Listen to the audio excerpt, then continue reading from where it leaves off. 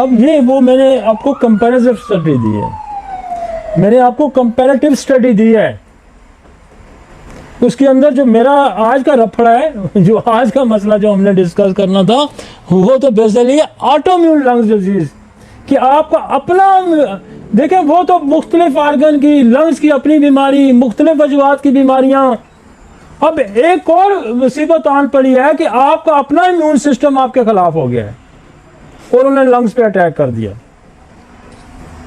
सारे मामलात ठीक हैं, फेफड़े भी ठीक थे, दिल भी ठीक है, गुर्दे भी ठीक है, कोई एलर्जी भी नहीं है, कोई कुछ भी नहीं है, किडनी भी ठीक है, लिवर भी ठीक है।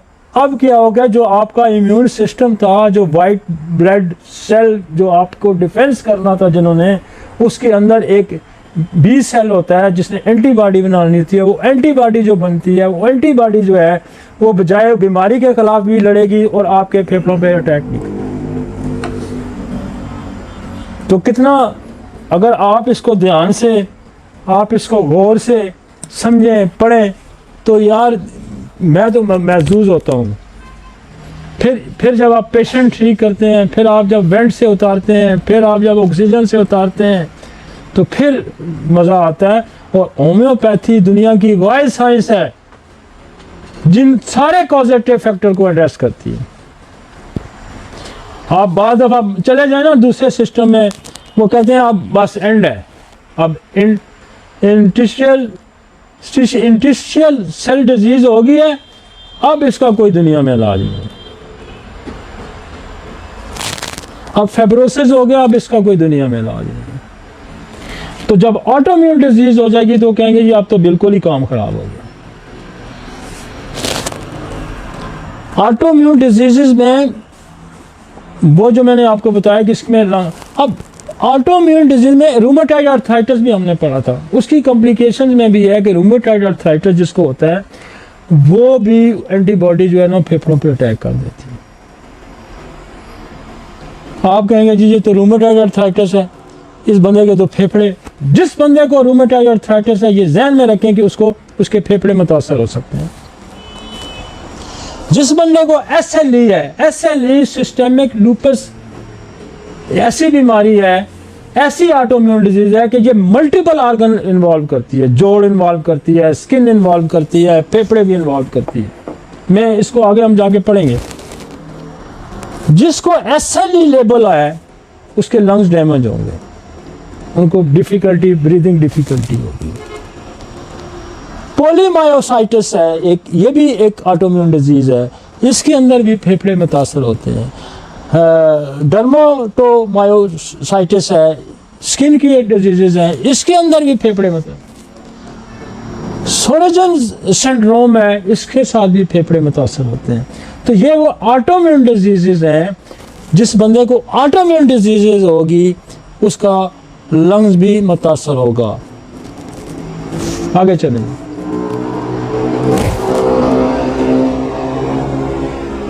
और अजब कॉजेटिव फैक्टर खत्म नहीं हुए। जिस बंदे ने कीमोथेरापी ली,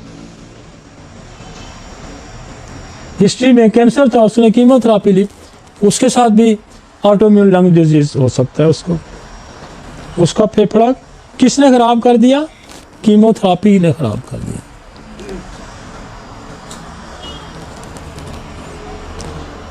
मेथोट्रेक्सेट एक मेडिसिन है जो ज़्यादातर जोड़ों के दर्दों के लिए और स्किन के लिए, सोराइसिस के लिए यूज होती है। ये भी एंटी कैंसरियन मेडिसिन है। अब कीमोथेरापी मोस्ट कॉमनली कौन सी ज़्यादा हो रही है? साइक्लोफॉस्फेमाइड हो रही है और विल्क्सटाइन हो रही है। कॉमन दो कीमोथेरापी बहुत ज़्यादा हो रही हैं। और ये हमारे पास जो कीमोथेरापी से लोग ख़राब हुए हुए आते हैं, हमने ये दोनों दवाइयाँ जो है ना, ये एलोपैथी पोटेंटाइज होके आ गई हैं, हमारे पास है, हम इसको यूज़ करते हैं। साइक्लोफॉस्फेमाइड होगी और विल्क्सटाइन होगी, जिसकी लिस्ट हमने आगे दी हुई है। लेकिन यहाँ मैं आपको ये बता रहा हूँ कि ये कॉजेटिव फैक्टर में है, कि ये ड्रग कॉजेटिव फैक्टर है। ये ड्रग कॉजेटिव फैक्टर है जिसने फेफड़ों को मुतासर करना है। उसके बाद देखें मेथोट्रेक्सेट है, मेथोट्रेक्सेट भी हमारी पोटेंसी में आई हुई है, हम उनको देते हैं। इसलिए इम्यूनोडोरोन है, मैक्रोबाइड है, ये वो कॉजेटिव फैक्टर है, ड्रग कॉजेटिव फैक्टर है, जैसे नक्सोमिका है, पल्स है, एलोज है, ठीक है ना। वो कहता है आपने मरीज का देखना कि इसका काम क्या करता है। ऑक्यूपेशनल इन्वायरमेंटल प्रॉब्लम भी है। एक बंदा केमिकल किसी ऐसे कारखाने में, जैसे सीमेंट के धुएं के कारखाने में, किसी एब्स्टॉस से बनती हैं उसके कारखाना में काम करते हैं, किसी गैस में, फ्यूम में से, तो नहीं इसके लंग्स खराब हो रहे हैं। ये जो लोग ये घरों में रंग करते हैं, ये पॉलिश करते हैं, इन कारखानों में काम करते हैं, केमिकल्स के कारखानों में, उसका ऑक्यूपेशनली रीजन भी आपने जानना है। ये जो गाड़ियों का रंग करते हैं, स्प्रे मार होते हैं, तो सारा रंग ही अंदर जा रहा होता है, उसके फ्यूम जा रहे होते हैं, तो आप उसको नहीं जज करेंगे। इसलिए जब आप केस टेकिंग आप लिखते हैं, आप जब लिखते हैं, नाम क्या है, वालिद का नाम क्या है, एज क्या है, रहते कहाँ हैं, करते क्या हैं, ये इंटरनेशनली एक स्टैंडर्ड है कि आपने उसका प्रोफेशन पूछना है, उसका एड्रेस पूछना है, उसका नाम पूछना है, उसकी उम्र पूछनी है, उसके वालिद का नाम इसलिए पूछना है कि कल दूसरा मरीज हो तो कहीं ना हो कि आप नूरे की दवाई एक और नूरे को दे दें, तो ये भी डिफ्रेंशिएट करना होता है। What is your name, what is your वालिद नाम, सेक्स डिटरमिन भी करना होता है, मेल एंड फीमेल, ये 2-4 चीज़ें तो ऊपर ही लिखी होती हैं। पेशे का पूछना बड़ा जरूरी है। अक्सर लोग जो है ये जो स्प्रे करते हैं घरों में, मच्छर मारने वाले दूसरे, इससे लोगों की डेथ हो जाती है, तो उसका प्रोफेशन जानना बड़ा ज़रूरी है। और इस प्रोफेशन की वजह से आपके पास हमारा एक ऐसा सब्जेक्ट है होम्योपैथी का, ऐसा मटीरियल मेडिकल है हमारा होम्योपैथी का, हमारा इतना अच्छा थेराप्यूटिक्स है होम्योपैथी का, इन सारी कॉजेटिव फैक्टर पे हमारे पास मेडिसिन है।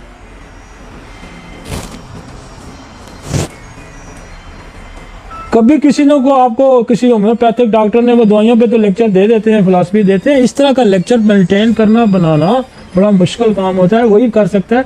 दुनिया में सबसे मुश्किल काम है, या जो लेक्चर देते हैं उनकी प्रैक्टिस कोई नहीं, और जिनकी प्रैक्टिस है वो लेक्चर नहीं देते, क्योंकि वो उसका काम कहीं चल रहा होता है, या तो वो बताना नहीं चाह रहा होता, या उसको समझ नहीं होती, मरीज तो ठीक हो रहे होते हैं।